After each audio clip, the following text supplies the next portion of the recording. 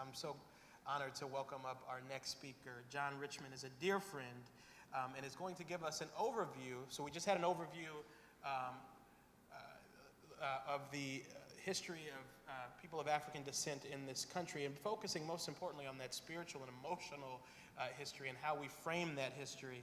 And now we're going to have an overview of the issue of human trafficking, of modern slavery, for those who may not be as familiar with that topic. And that's going to be given by John Richmond. John is a federal prosecutor serving as a special litigation counsel with the U.S. Department of Justice's Civil Rights Division.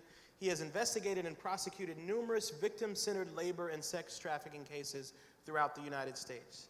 John has also prosecuted cross burnings, police misconduct, and neo-Nazi hate crimes cases. So all the easy stuff, right?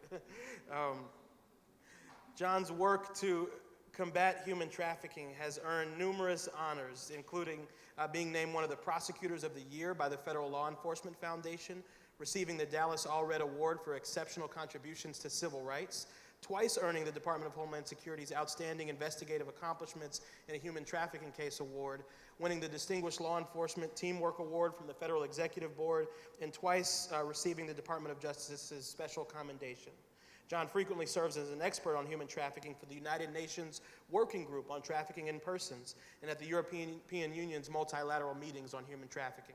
He has trained judges, prosecutors, federal agents, law enforcement officers, NGOs, and international delegations on human trafficking investigation and prosecutorial strategies. Prior to joining DOJ, John worked on human trafficking crimes as director of the International Justice Mission's slavery work in India. He's a fellow at the C.S. Lewis Institute and a frequent speaker on topics related to faith, social justice, vocation, and parenting. He's a regular contributor to the Storyline blog, and John lives with his wonderful wife Linda, and 3 children in Vienna, Virginia. That's all the good stuff. The bad and kind of tragic thing about John is he's a terrible fisherman. I can tell you this with firsthand knowledge, and if you'd like to talk more about that, we can talk at the break. But welcome up, John Richmond, please.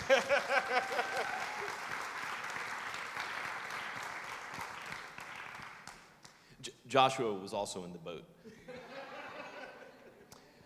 It's great to be here. I do work for the Department of Justice's Civil Rights Division. We prosecute police misconduct cases. I got to try a group of officers in southern Mississippi successfully. We've done the cross-burning and hate crime cases. But one of the core human trafficking, or one of the core civil rights crimes that we investigate and prosecute is human trafficking. When I think about the intersection between human trafficking and civil rights, in our mind, there's no intersection. They're the same. They fit together. It's part of what we do. And I'm supposed to tell you that I'm here today in my personal capacity. One of the things that I think causes a lot of confusion as we try and define what trafficking is quite simply that the term itself generates myths. It causes us to misunderstand what we're talking about. And so my task this morning is to just give us a definition we can use throughout this summit. And to do that, I just want to talk about what those myths are really quickly. One is that human trafficking is something about movement. This is one of my favorite maps of the world. It's a satellite image of Asia. And one wonderful thing about this is how traffickers see the globe, without borders. The traffickers that I get to talk to every week, and I get to hear their stories, just like I get to sit down and talk with victims every week, they don't talk to me about areas of responsibility or districts or jurisdiction. It's not about movement. I wish we could go back in time and just erase the word trafficking altogether. Because I live in D.C., it makes me think of road congestion. It doesn't make me think of coercion.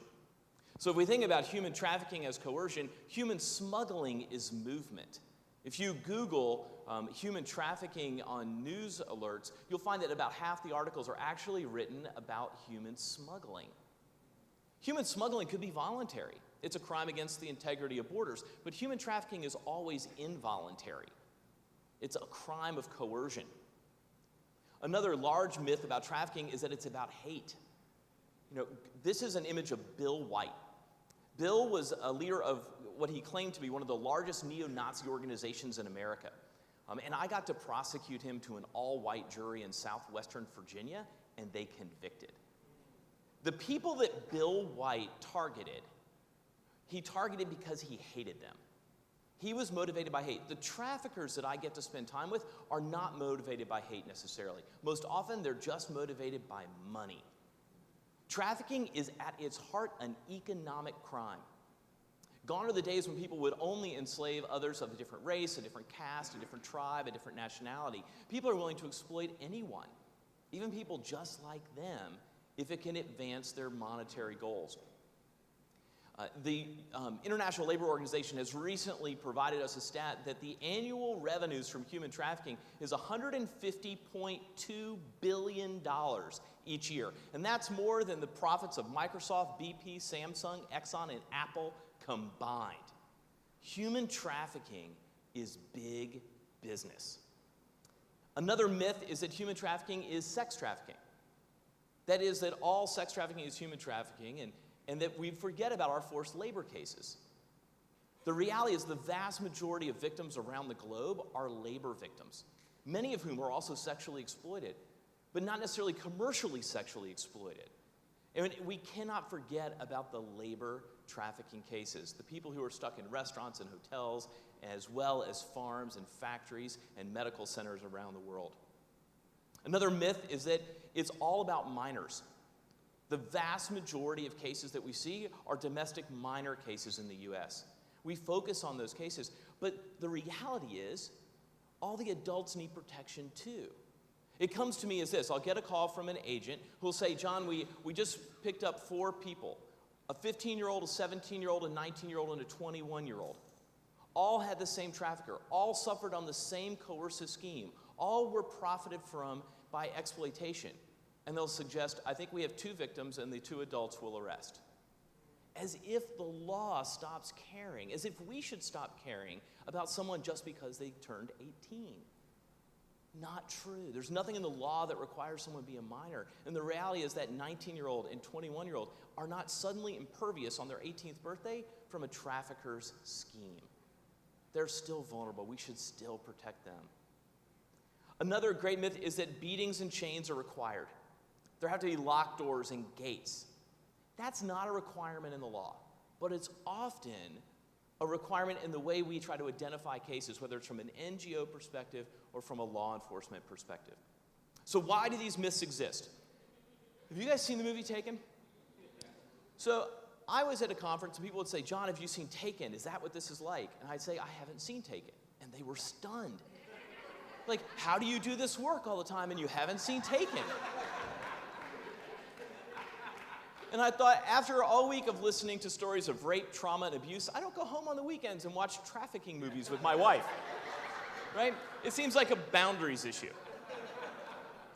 But I saw it on a plane coming back from LA, and it was awesome, right?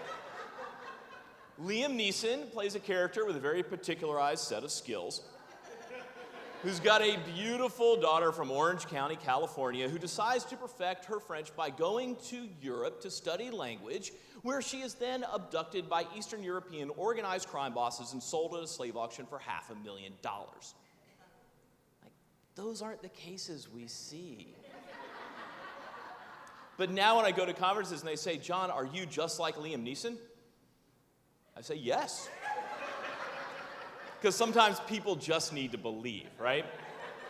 But think about this. When we raise awareness with movies like Taken or our own awareness campaign posters, these are just some of the images I pulled from a Google image search on human trafficking, not even sex trafficking. And they're all individuals that support the myths. Think about the idea of movement, baggage tags and suitcases and for export. Think about the idea of physical restraint, bars and jars, people trapped. And they're all female, they're all fairly young, and they are all somewhat suggestively dressed or immodest in a way that it suggests the idea of sexuality. When we raise awareness using myths, it's no wonder that we find fewer labor cases. We find fewer adult victim cases. You know, the reality is, and there's a new book coming out I just learned in September by Professor Kristen Foote from the University of Washington that's going to talk a little bit in part about race in human trafficking. And it gathers some data together that reminds us that the vast majority of human trafficking victims around the globe are people of color. And they're underrepresented in the way we raise awareness. Lately, in the last 2 years, I think the government's begun to do a better job in the way that we put out our posters, the way we raise awareness, but I think it's something for us to be mindful of. So let me tell you what our law currently looks like. And let's start at the beginning, at least, of our country. In 1788, we ratified a constitution, and it said several things about trafficking and slavery. It said that African Americans are 3/5 of a human being for the purpose of counting. And it said that Congress could not make a law to abridge the slave trade until 1808. Amazingly, the founding fathers were so concerned about Congress aggressively taking action that they had to constitutionally prohibit Congress from doing something. Imagine that today. We can't get Congress to do anything. So 1808 came, and guess what Congress did? Absolutely nothing. And they certainly could have, because in 1807 in the United Kingdom, William Wilberforce had finally been successful at abolishing the slave trade there. So it was completely historically plausible that Congress could have acted, but they didn't.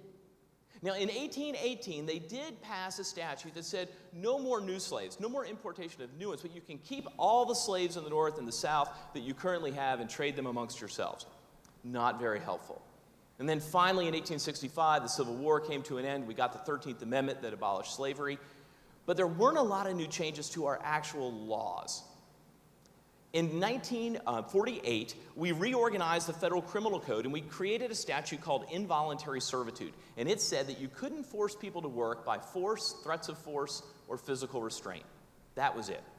And then we fast forward to 1988. But in fast forwarding, I just want to pause and say there was lots of wonderful civil rights legislation that was passed during that time. Many of the statutes that we get to enforce at the Department of Justice. So thank you guys for making those laws happen. We're grateful. But those laws didn't affect involuntary servitude. They didn't affect forced labor. And so in 1988, things came crashing down, and it all happened because of a man named Ike. He found an adult mentally disabled man and decided to take him back to his dairy farm in Michigan and force him to work. And then 3 years later, his wife Margaret, not to be outdone, found her own adult mentally disabled man and brought him back to their dairy farm, where these two men labored for 18 years for no pay, living in an unheated trailer on the back of the Michigan dairy farm with no indoor plumbing. And they suffered threats of being put in mental hospitals if they ran away. They were beaten and they were starved. And then finally, a benevolent herdsman on an adjoining farm called the police. And everyone sprang into action and did the right thing. The local cops got involved, the FBI got involved, the prosecutors told the jury the whole story about these victims' unique vulnerabilities, and the jury convicted. And it went up to the Supreme Court, and Justice Sandra Day O'Connor, writing for the court, reversed the Kosminski's convictions.